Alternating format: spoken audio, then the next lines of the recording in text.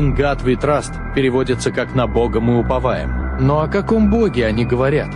Чтобы понять, нужно сначала обратить внимание на символы на долларовой купюре. На одной стороне изображена древнеегипетская пирамида с 13 блоками и масонским глазом. На другой стороне орел держит 13 стрел, а над ним 13 звезд. Как оказалось, это все неспроста. Под пирамидой римскими цифрами указан 1776 год, год основания баварских иллюминатов, руководимых советом из 13 человек. Но это еще не все. В Вашингтоне, Лондоне и Ватикане установлены обелиски, древнеегипетские монументы, посвященные богу солнца Амон-Ра. В то же время главные улицы этих городов образуют сатанинские пентаграммы с Белым домом в центре. На купюрах доллара также указаны разные буквы, общее количество которых также 13. К чему все эти отсылки и о каком боге идет речь? Точные ответы вы найдете в нашем закрытом телеграм-канале. Ссылка в профиле.